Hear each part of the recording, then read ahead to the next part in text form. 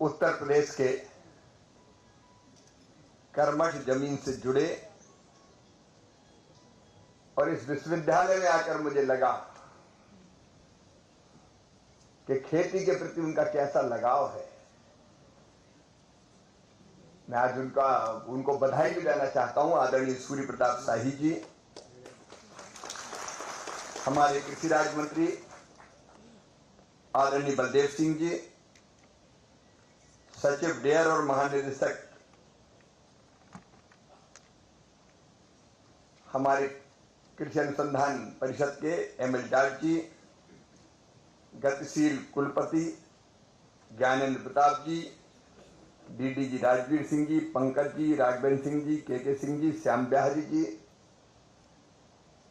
यहां उपस्थित मेरे प्रिय किसान भाइयों और बहनों, सबसे पहले मैं राम लला के चरणों में प्रणाम करता हूं। राम हमारे अस्तित्व है, राम हमारे आराध्य हैं, राम हमारे प्राण हैं, राम हमारे भगवान हैं, राम हमारे रोम रोम में रमे हैं, राम हमारी हर सांस में बसे हैं। और तुलसी बाबा के वो शब्द मुझे याद आ रहे हैं, राम राज्य। और राम राज्य कहे तो क्या, तो उन्होंने कहा दैहिक दैविक भौतिक तापा, राम राज्य काहू नहीं व्यापा। दैहिक ताप, दैविक ताप, भौतिक ताप, और हमारा आदर्श है राम राज्य।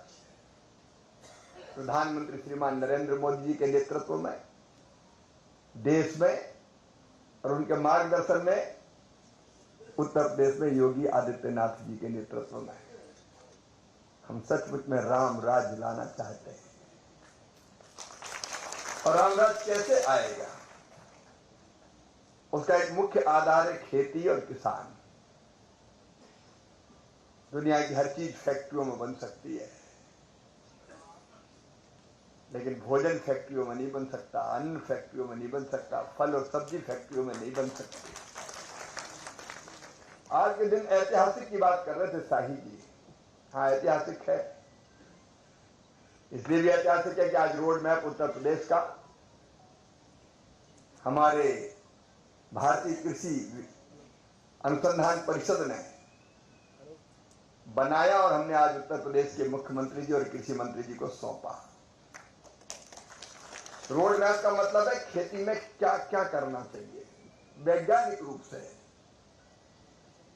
बढ़ते हुए तापमान में, सूखे के बढ़ते दिन, कम होता पानी, जलवायु परिवर्तन। तो आज अभी समय नहीं कि उस पर मैं विस्तार से बोलूं, लेकिन आदरणीय शाही जी, मैं आपसे यह निवेदन जरूर करना चाहता हूं कि जब कृषि रोड मैप पे आप ढंग से यहां चर्चा कर लो, तब किसानों के बीच में जारी करने हम आएंगे और तब उसको ढंग से किसानों के बीच में रखेंगे। वो रोड मैप किसानों के लिए है, किसान क्या करे खेती में। यहां आना भी ऐतिहासिक। आचार्य नरेंद्र देव जी के चरणों में बारंबार प्रणाम। शाही जी, आपके मार्गदर्शन में विश्वविद्यालय को जिस ढंग से दिशा दी गई है वो प्रशंसनीय है। और हमने भी केवल हाल का मैं भाषण नहीं, मैं तो कह रहा था शाही जी से कि खेतों में किसानों के बीच उनसे बात करें, वहां काम करें, वहां देखें, वहां समझें, वहां समझाएं। कृषि मंत्री ये थोड़ी है कि भाषण दिया, माल फूल माला पहनी और साल श्रीफल दिया और निकल लिए काजू किशमिश खाते। कृषि मंत्री जब तक धान के खेत में ना उतरे और धान की रुपाई ना करे, जब तक मखाने की खेती ना देखे, जब तक किसानों से बात ना करे, तब तक वो कृषि मंत्री सही अर्थों में कृषि मंत्री नहीं है। मंत्री का मतलब है जनता का सेवक। और मुझे प्रधानमंत्री जी ने किसानों की सेवा करने का सौभाग्य दिया है, उनको धन्यवाद देता हूं। और सचमुच में अंतरात्मा से राम जन्मभूमि पर खड़े हो, क्योंकि हम अयोध्या के पास है। ये कहता हूं कि किसानों की सेवा ही हमारे लिए भगवान की पूजा, और इसलिए एक एक करके प्रधानमंत्री जी के नेतृत्व में हम कोशिश कर रहे हैं कि भारतीय कृषि की दशा और दिशा कैसे सुधरे। आज खेत बचाओ अभियान के अंतर्गत आए। मैं भी गांव में पैदा हुआ, मुझे बचपन याद है। मैंने खेत में हल चलते थे तो उड़ाई की है, उड़ाई अपने हाथों से। पहले जो आदमी तो हल चलाता था, बच्चे या महिलाओं से कहते तुम उड़ो, उड़ाई। अब समझ गए ना, पोल में जब डालते थे। आजकल की पीढ़ी तो भूलेगी ही, उड़ाई क्या होती है, हल क्या होता है, फाल क्या होता है, बखर क्या होता है। लेकिन आपको याद होगा जब बोनी पूरी होती थी तो हमारे यहां मिट्टी का ढेर ऐसे बना के मछंद्री मैया कहते थे, धरती माता बनाते थे और पूजा करते थे उसकी, और वहीं से हल निकालते थे और कहते थे पूर में पानी हर बोलो। अलग अलग जगह थोड़ा अलग अलग होगा, लेकिन धरती माता के प्रति कृतज्ञता प्रकट करते थे, क्योंकि वही तो हमें अन्न देती है। लेकिन धीरे धीरे ये भाव बदल गया। अधिक अन्न पैदा करने की चाह में हम इसी धरती मां के साथ अन्याय करने लगे। खाद डालो, किट्टी भी डालो, दवाइयां छिड़को, पेस्टिसाइड डालो। मैं खाद डालने का विरोध करने नहीं आया, खाद की व्यवस्था भी करी है सरकार ने, ऐसा नहीं है कि हम इसलिए आ गए। लेकिन मैं ये चेताने आया हूं कि अगर ऐसे ही हम खाद की मात्रा बढ़ाते गए तो एक दिन ये धरती अन्न पैदा करने से ही इनकार कर देगी, ऊसर हो जाएगी, बंजर हो जाएगी। आप बताओ मेरे किसान बहन और भाई, ये धरती केवल अपनी है क्या? इसमें आने वाली पीढ़ी जो हमारे बच्चे, उनका हक नहीं है क्या? 4 पीढ़ी के बाद, 5 पीढ़ी के बाद अगले धरती बंजर होगी, क्या कर लोगे आप? धरती बीमार हो रही है। धरती में पैदा हुआ अन्न, फल, फूल, वो भी बीमार है, और वो खाने वाले आदमी भी बीमार हो रहे हैं। और क्या विचार करने का समय है, हम कैसे संतुलित खाद का प्रयोग करें। जितनी जरूरत है उतना प्रयोग करो ना भाई। मैंने शाही जी अपने संसदीय क्षेत्र में एक कैंसर के पेशेंट्स के लिए परीक्षण शिविर लगवाया, जांच का और परामर्श का शिविर, और टाटा मेमोरियल के डॉक्टर्स की टीम भी मैं बुलाई। 2500 लोग जांच करवाने, उनमें से 584 को कैंसर निकला, 266 सस्पेक्टेड निकले। मैं सच बता रहा हूं, ये केमिकल फर्टिलाइजर, पेस्टिसाइड खा खा के कई नई नई बीमारियां पैदा हो रही है, और इसलिए विचार करने का विषय है। भाई धरती में उतना ही डालो ना जितनी जरूरत है। आप डॉक्टर के पास दिखाने जाओ, डॉक्टर आपका चेकअप करे और जिस चीज की जरूरत नहीं वो दवाई खिला दे तो क्या होगा? आप स्वस्थ हो गए कि बीमार हो गए? अब अपन ये देखते नहीं कि मिट्टी में जरूरत कितनी है। धन्ना लाल डाल रहे हैं तो पन्ना लाल भी डाल रहे हैं, मैंने इतना डाला तो मैं भी डालूंगा। पहले 1 बोरी, फिर 1.25 बोरी, फिर 1.5 बोरी, फिर 2 बोरी। मेरा आपसे आग्रह है, मिट्टी का परीक्षण करवाएं। और अब टेक्नोलॉजी में ऐसे उपाय आ गए, 15 मिनट में मिट्टी का परीक्षण हो जाएगा। बम्बई अब खेत में जाऊंगा तो उसी में जुटने वाला हूं, तो उसमें पता चलेगा कौन से तत्व है धरती में, पोटास कितना है, सल्फर कितना है, बोरान कितना है, आर्गेनिक कार्बन कितना है, और उससे अंदाजा लगेगा कि इस चीज की जरूरत है तो वो डालो ना भाई। अब हमने ऐसा ऐप बना लिया है, जरा परफेक्ट हो जाए, अभी मैं उसकी ज्यादा बात नहीं कर रहा, कि आप खेत में ऐसा मोबाइल धर लोगे, उसको डाउनलोड करोगे तो आपके हथेली पे धरा मोबाइल बता देगा कि आपकी जमीन में ये चीज है और ये चीज नहीं है। और सिफारिश किया जाएगी कि 2 बोरी डीएपी डालो इसमें, या इतना यूरिया डालो, या एनपीके डालो, या सुपर फास्फेट डालो। तो वो टेक्नोलॉजी का उपयोग करके मैं इसमें लगूंगा पूरी ताकत से, क्योंकि किसान को पता ही नहीं है कि क्या डालना है, कौन सी चीज की जरूरत। भाई जो चीज की जरूरत है वो डालो ना आप, तो हमारा खर्चा भी बचेगा। पता चला कि डालना 1 बोरी और उड़ 3 बोरी, तो उससे पैदावार थोड़ी बढ़ेगी कोई। और खादों का संतुलित उपयोग जरूरी है। धरती बचाओ का मतलब यह है कि ज्यादा से नुकसान हो रहा है। यह नुकसान क्या हो रहा है आज? अभी तो खैर बरसाती रूठ गई है, जलवायु परिवर्तन भयानक परिस्थितियां पैदा कर रहा है। इन पहले गांव में आपने देखा पानी गिरता था तो कैसे केचुआ निकलते थे, घरों में घुसते थे, कई बार बाहर करना पड़ता था। आपने बचपन में जो जीव जंतु देखे होंगे वो आज दर्शन नहीं है उनके। केचुआ महाराज पेस्टिसाइड में मारी डाले, और केचुआ महाराज कितना उपयोगी था। धरती में नीचे 40-40 फुट जाता, फिर ऊपर आता, फिर नीचे जाता, फिर ऊपर जाता, मिट्टी खाता, मिट्टी निकालता, और मिट्टी को भुरभुरी और बहुत उपजाऊ बना देता था। आजकल भी कई बार वर्मी कंपोस्ट वगैरह बना रहे केचुआ डाल के, वो तो पूरे खेतों को कर देता था। ये धरती जीवित है मेरे भाइयों, जीवित। इसको धूल माटी मत समझना। इतने सूक्ष्म जीव है इनमें, और वो सूक्ष्म जीव मिट्टी को उपजाऊ बना के रखते थे। हमने डाल डाल के पेस्टिसाइड मार डाले सब। पहले भुरभुरी जमीन का ज्यादा खाद डाल रहा था, फिर वो पत्थर जैसी कड़क हो गई। तो हम उन चीजों को समझना पड़ेगा, और इसलिए समझ के कैसे संतुलित खाद डालें। आज मुझे खुशी, प्राकृतिक खेती करने वाले किसानों से चर्चा हुई मेरी, और उन्होंने जो प्रयोग बताया आप भी देखिएगा,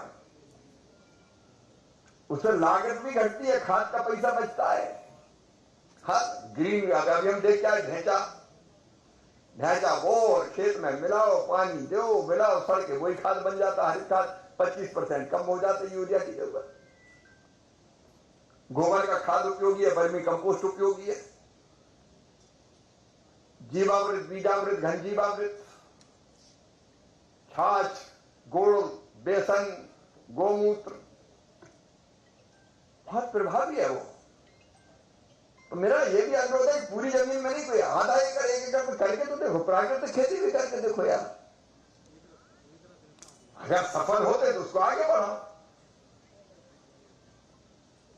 और धीरे धीरे हम खाद का संतुलित उपयोग करें। मैं अभी ये कह रहा हूं, खाद की पर्याप्त उपलब्धता है। मिडिल ईस्ट के संकट के बावजूद भी खाद की जितनी जरूरत है, पिछले साल से ज्यादा, साहिब जी बैठे, पिछले साल से ज्यादा उपलब्धता इस साल है। 5 लाख मेट्रिक टन ज्यादा है। तो ये मत समझना कि खाद के कारण तो नहीं कह रहे हैं, लेकिन मैं जो संकट है उसकी बात कर रहा हूं। इसलिए हम में से हर एक किसान भाई बहन विचार करें कि हम जितनी जरूरत है उसका उतना उपयोग करें। फिर एक बात मैं आपसे निवेदन करूंगा इंटीग्रेटेड फार्मिंग की। इंटीग्रेटेड फार्मिंग का मतलब है एक चीज नहीं लगाए मेरे भाई। पुराने जमाने में बुजुर्ग टाइम बता देना मुझे जब चलने का हो गया 5-10 मिनट है, 5 मिनट है ना। तो 4 हमारे यहां कहते थे 4 फुट, मतलब खेत में 4 फुट में 4 चीज लगाओ, एक फसल मत लगाओ। अपन पिल गए धान तो धान ही धान, धान और गेहूं, धान और गेहूं, धान और गेहूं। उससे क्या हुआ कि पहले अपन दलहन बाकी चीज लगाते थे तो अपने आप नाइट्रोजन फिक्स हो जाता था धरती में, बदल बदल के लगाते थे ना। तो धान गेहूं का विरोधी नहीं हुआ, लेकिन लगातार एक ही चक्र चलेगा तो धरती खराब होगी। एक तरह पर इंटीग्रेटेड फार्मिंग का मतलब यह भी है कि फल भी लगाएं, सब्जी भी लगाएं, दाल भी लगाएं। अब गन्ना के बीच में है क्या, मूंगफली लगा रहे हैं। अब यहां पे शुरू हुआ अच्छा, इंटरक्रॉपिंग भी करें, और वहीं पशुपालन भी हो। जिनकी रुचि है वो मछली पालन करें, जिनकी रुचि है उनसे कह रहा हूं मधुमक्खी पालन हो सकता है, कृषि वानिकी या agri based forest, agri based agriculture हो सकती है। तो यहाँ आप देख रहे हैं कि इंटीग्रेटेड फार्मिंग का मॉडल यहाँ बना है, उसको जरूर देखना। आप 4-5 चीज करो जी, थोड़े पैसे इससे, थोड़े पैसे इससे, थोड़े पैसे से। और मैं कृषि मंत्री के रूप में ये मेरा संकल्प है, प्रधानमंत्री जी के मार्गदर्शन में किसानों की आमदनी बढ़ा के रहना है, चाहे कुछ हो जाए उसके लिए हर संभव प्रयत्न करना। और इंटीग्रेटेड फार्मिंग को करवाती है, इसलिए मैं इंटीग्रेटेड फार्मिंग की बात कर रहा हूं। उस दिशा में हमको बढ़ना पड़ेगा। कई तरह के नए नए प्रयोग कर रहे हैं, आज बताने का ज्यादा समय नहीं है। जैसे बागवानी अच्छी होती, यूपी के आम, दशहरी, चौसा, लंगड़ा,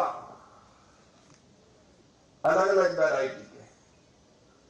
तो आम की विदेशों में भेजना पड़ता था पहले उत्तर प्रदेश को, तो हवाई जहाज में जाते थे, तो ज्यादा किराया लगता था। शाही जी, योगी जी ने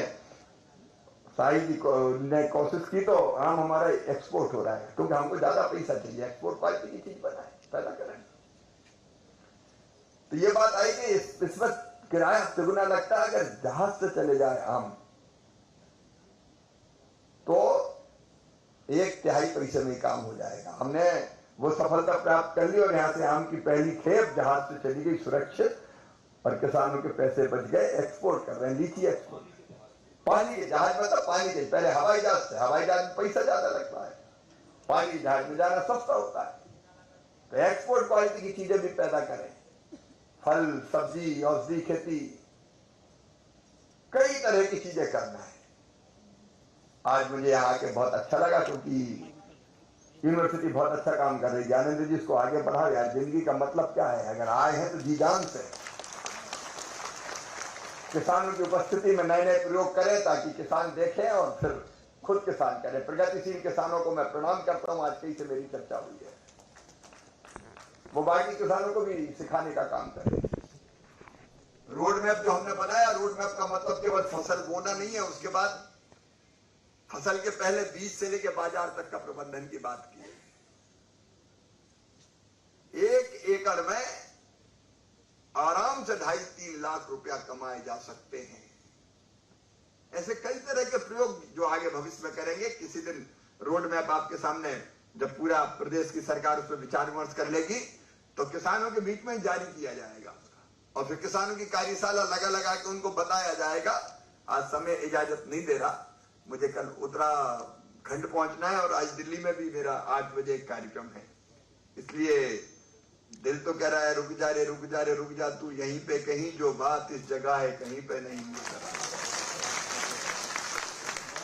ये यूनिवर्सिटी भी और भगवान राम की जन्मभूमि भी अद्भुत है, लेकिन भगवान राम मर्यादा पुरुषोत्तम थे, तो मर्यादा तो समय की भी है। मैं क्या करूं, आपको छोड़ के जाने का जी नहीं कर रहा, लेकिन फिर कभी